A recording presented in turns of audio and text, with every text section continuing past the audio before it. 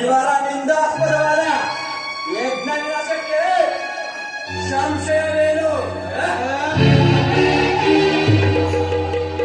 ತಾಯಿ ಸತ್ತಳು, ತಂದೆಯು ಸಮಾಧಿಯಲ್ಲಿ ನಿಂತಿರುವನು.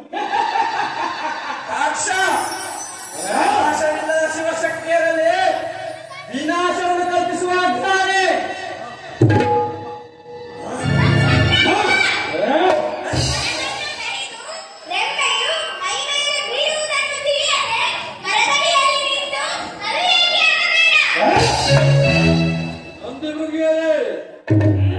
ಸತಿಯನ್ನು ಯಜ್ಞಕ್ಕೆ ಅವಿಭಾಗವನ್ನಾಗಿ ಮಾಡಿ ಹೋದ ಭಟ್ಟರೇ, ನಿಮಗಿಲ್ಲ ಈ ಯಜ್ಞದಲ್ಲಿ ಸ್ಥಾನ.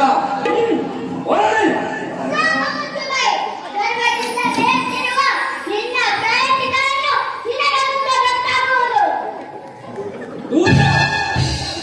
ನಿನ್ನಿಂದ ತಡೆಯ ಪ್ರಯತ್ನಿಸುತ್ತೇವೆ. ಇದು ಇದು ಈ ಯಜ್ಞಕ್ಕೆ ನಿನ್ನನ್ನು ಅವಿಭಾಗವನ್ನಾಗಿ ಮಾಡುವೆನು. ಈ ದುರ್ದಿನ ಮುಂಗಡೆಯಲ್ಲಿ ಇಷ್ಟತನವೇ?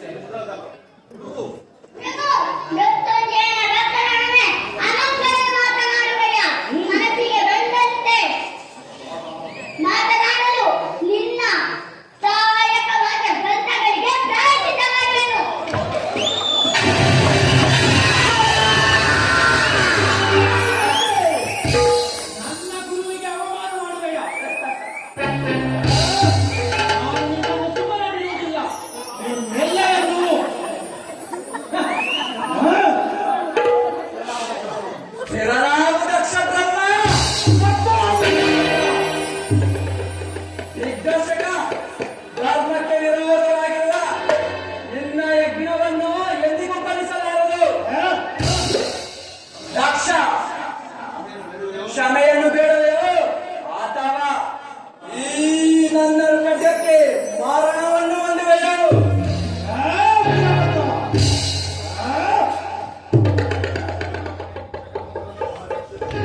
ಭಿಕ್ಷುಕನ ಪುತ್ರನೇ, ಆಹ್ವಾನವಿಲ್ಲದೆ ಈ ಮಹಾಯಜ್ಞಕ್ಕೆ ಬಂದು ನಾಯಿಯಂತೆ ಭೌ ಭೌ ಎಂದು ಚಿರಗಳ ನಿನ್ನ ನಾಲಿಗೆಯನ್ನು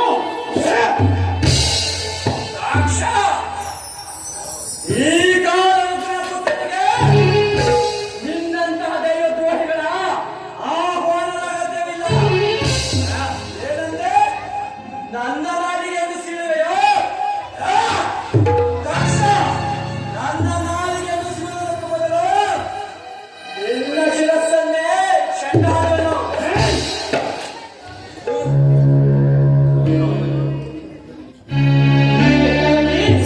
ನೀನು ನಾನು ನೋಡೇ ಬಿಡೋಣ.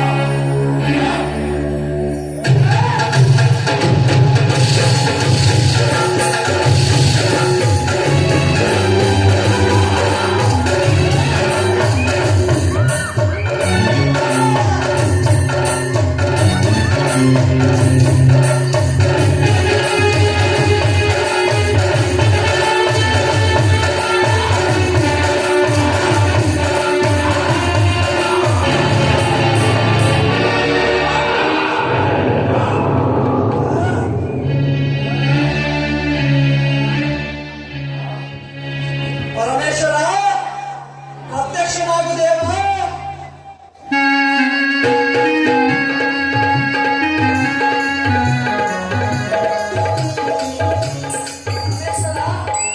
ನಾನು ಕೆಲಸ ಬಂದ ಪೂರ್ಣವಾಯಿತು ದೇವ.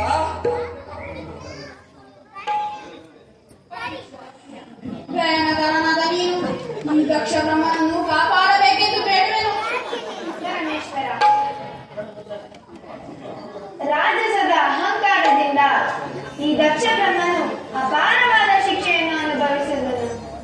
ಅವನನ್ನು ದಯಮಾಡಿ ಅವನನ್ನು ಉದ್ಧರಿಸಬೇಕೆಂದು ಬೇಡುವೆನು. ಪರಮೇಶ್ವರ, ನಿನ್ನ ಸಾಹಸಕ್ಕೆ ಮೆಚ್ಚಿದನು. ಈ ದಕ್ಷಪ್ರಭನ ಶಿರಸ್ಸಲ್ಲಿ ಪರಮೇಶ್ವರ, ನನ್ನ ಈ 32 ಆಯುಧಗಳ ರಭಸಕ್ಕೆ ದಕ್ಷಿಣ ಶಿರಸ್ಸು ಯಜ್ಞದಲ್ಲಿ ಆಹುತಿ ಆಗುತ್ತಿರುವ ನಿನ್ನ ಸಾಹಸಕ್ಕೆ ವಿಕ್ಷಣ ಕುಮಾರ ಬ್ರಹ್ಮದೇವ, ಯಜ್ಞದ ಪೂರ್ಣಾಹುತಿ ಎಂದು ತಂದು ಕಟ್ಟಿರುವ ಆ ಮೇಷದ ಶಿರಸ್ಸನ್ನು ತಂದು ದಕ್ಷಪ್ರಭನ ಮುಂಡಕ್ಕೆ ಜೊತೆಯಾಗಿ ಸ್ಥಾಪಿಸು. ಆಜ್ಞೆ ಪರಮೇಶ್ವರ.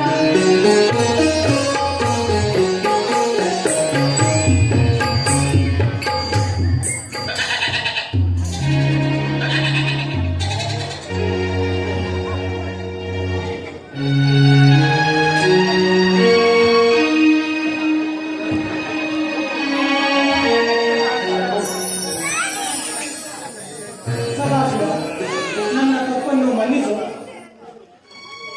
ದೇವ, ಈ ದಕ್ಷಬ್ರಹ್ಮನು ಲೋಕ ಕಲ್ಯಾಣಾರ್ಥವಾಗಿ ಕುತಂತ್ರದಿಂದ ನಮ್ಮನ್ನು ಕರೆಸಿದನು. ನಮ್ಮ ಅಪರಾಧವನ್ನು ಕ್ಷಮಿಸು ದೇವ. ವಿಷ್ಣು ಬ್ರಹ್ಮಾದಿಗಳೇ, ನಿಮ್ಮ ಅಭಿಷ್ಟವನ್ನು ಕರುಣಿಸುವೆನು. ದಕ್ಷ, ಇನ್ನು ಮೇಲಾದರೂ ನೀನು ಸುಖ ಸಂತೋಷದಿಂದ ಬಾಳು. ಗುರುದೇವ, ಕಾಲದ ಕಣ್ಣನ್ನು ಹೊಂದಿದ ನೀನೇ ಸರ್ವೇಶ್ವರನ್ನು ಭಾವಿಸದೆ ನನ್ನ ಭಕ್ತರ ಕಟ್ಟೆಯಲ್ಲಿ ವಿಖ್ಯಾತನಾದ ಸಖಿ, ಎಲ್ಲರಿಗೂ ಮಂಗಳವಾಯಿತು. ಆದರೆ ನನ್ನನ್ನು ಬಿಟ್ಟು ಅಗಲಿದೆಯಾ? ನಿನ್ನನ್ನು ಬಿಟ್ಟ ನಾನು ಈ ಲೋಕದಿಂದಲೇ ವಿಮುಖನಾದ.